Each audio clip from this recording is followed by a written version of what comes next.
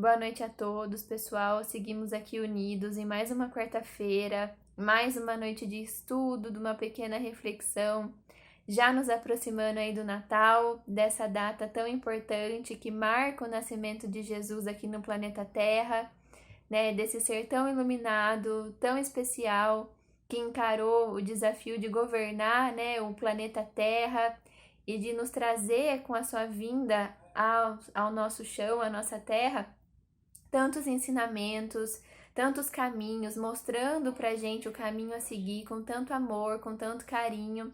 E a lição de hoje, né, a reflexão de hoje vem a calhar totalmente com esse momento que o Natal representa, né? Então a gente vai falar um pouquinho sobre a esperança, que é símbolo mais expressivo do que Jesus para simbolizar a esperança. E é o que nós todos, né, o planeta precisa tanto hoje, né? Nós precisamos tanto sentir a esperança, esse sentimento que é um combustível para nossa alma, para o nosso espírito, né? Até para o nosso corpo quando está cansado. Mas hoje em dia, com tanta energia, com essa carga tão pesada que está no planeta, que ronda os nossos corações, nunca foi tão necessário que nós estivéssemos abastecidos da esperança para a gente conseguir caminhar e para a gente conseguir continuar, né? Vindo aí de um ano de tantas aflições. Então a gente vai conversar um pouquinho sobre a esperança e para isso a gente vai usar uma frase muito curtinha que Paulo usou lá na sua primeira carta aos Tessalonicenses e é muito figurativa, inclusive. Então ele diz assim num determinado momento: tendo por capacete a esperança na salvação. Então, quando ele usa esse termo capacete, de alguma maneira ele já diz, né? Ele já demonstra que nós estamos em um combate e que nós precisamos nos defender de alguma maneira. Então, quando cristãos, nós já assumimos essa posição do combate, do bom combate, eu tô querendo dizer aqui.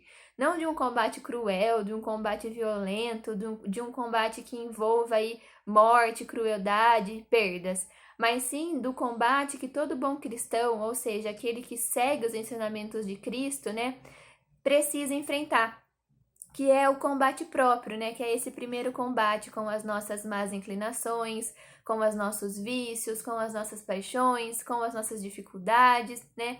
Todo dia nós temos que travar esse bom combate com nós, a fim do quê? De nos melhorarmos e de deixarmos essas resistências que nós, quanto espíritos, carregamos. Afinal, foi isso, né, que nós viemos fazer aqui, né? Começar a dissipar, né, distribuir essas dificuldades, essas más inclinações que nós trazemos de outras existências, através, então, desse combate, desse próprio combate conosco mesmo. Então, quando ele diz aqui que tendo por capacete a esperança na salvação, ele quer dizer que, bom, uma das principais peças para que a gente consiga lutar esse bom combate, né, para que a gente consiga preencher essa armadura, é o capacete, né? O capacete ele é usado na cabeça e a nossa mente, né, ela é a sede dos nossos pensamentos. Então, quando a gente usa esse capacete de esperança, nós estamos de alguma maneira combatendo todas essas influências exteriores, né, externas, que nos aparecem, que nos chegam todo santo dia. Ainda mais hoje em dia, com tanta notícia negativa, com tantas coisas trágicas, tantas informações que a gente vê todos os dias nos meios de comunicação, internet, televisão, essa onda de medo que se instaurou, se nós não nos protegermos, né, não protegermos a sede dos nossos pensamentos, que é a nossa mente, a gente está abrindo uma brecha enorme. Para quê? Para o desânimo, para a depressão, para a lamentação, né? A gente começa a fraquejar. E aí caímos então nesses vales, e aí fica mais difícil ainda a gente sair disso. Então, quando ele diz que nós precisamos usar esse capacete da esperança, né, para a salvação, é isso. Então, nós precisamos fortalecer a nossa mente, nos munir, nos proteger de tudo isso que chega, desse caminhão, essa tonelada que é descarregada sobre a nossa mente, e acaba chegando ao nosso coração, trazendo aí o medo, a ansiedade e o desânimo, a lamentação, fazendo com que a gente fraqueje. Não é isso, né, que Jesus espera. Então, quando ele diz aqui que nós precisamos usar esse capacete, né? Inclusive lá no livro Fonte Viva, Emmanuel também tem um capítulo chamado Capacete da Esperança, que fala, né, sobre essa frase que Paulo usa, então, na carta dos Tessalonicenses, e ele diz assim, ó: a exigência de todos e a indiferença de muitos procuram cristalizar a energia do discípulo, dispersando-lhe os impulsos nobres ou neutralizando-lhes as ideias de renovação. Então, tudo isso que a gente recebe de negativo, né, enfim, a exigência de um e até mesmo a indiferença dos outros, e fora esse monte de turbilhão de informação que a gente tem, acaba fazendo a gente dissipar a nossa energia, né, e levando ao nosso fraquejamento. Então, ele diz assim, ó: e o discípulo de Jesus é um combatente efetivo contra o mal. Então, resguardemos, pois, o nosso pensamento com o capacete da esperança fiel e prossiga para a vitória suprema do bem.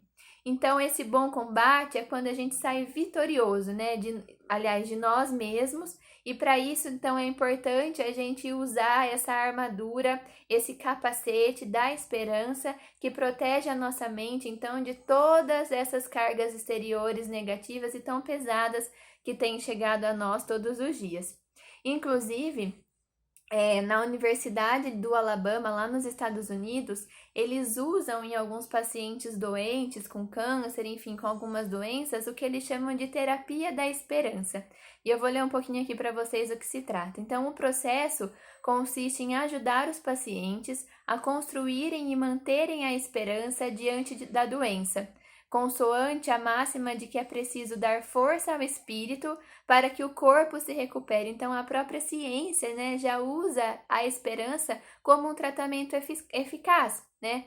Então, foi possível comprovar com essa terapia, né, nessa pesquisa, que os pacientes que receberam preces e apresentaram significativas melhoras, necessitando inclusive de uma menor quantidade de medicamentos. Então, olha como é importante a gente se munir, a gente se proteger, né, com esse capacete da esperança, proteger a nossa mente, né, de tudo isso de negativo que a gente vem enfrentando. Então, a esperança e a caridade são corolários da fé e formam com esta uma trindade inseparável. Não é a fé que faculta a esperança na realização das promessas do Senhor? Se não tiverdes fé, que esperais? Não é a fé que dá o amor? Se não tendes fé, qual será o vosso reconhecimento e, portanto, o vosso amor? Então, ele diz aqui, né, essa mensagem está lá no Evangelho segundo o Espiritismo, que se a gente não tiver a esperança, não é, da onde vai vir a nossa fé, né? Da onde vai vir o nosso amor? Tem que vir da esperança, por isso ela se torna tão importante. Então, Emmanuel, para finalizar, diz assim: Deus determinou que a natureza na terra se vista de verde ao nosso olhar, para que ninguém no mundo esteja sem esperança. Conserva-te em paz, fazendo o melhor que puderes. Deus não nos abandona.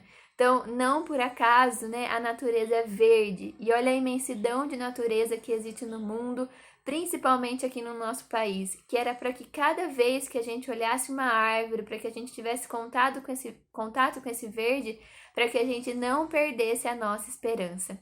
Então, ele encerra muito bem aqui a preleção de hoje, dizendo para a gente se manter firme, né, porque Deus não nos abandona jamais. Então, fica aqui a reflexão de hoje, que a gente se imuna cada vez mais com esse capacete da esperança, protegendo aí a nossa mente, que é a sede dos nossos pensamentos. Um grande beijo e Feliz Natal à família de cada um.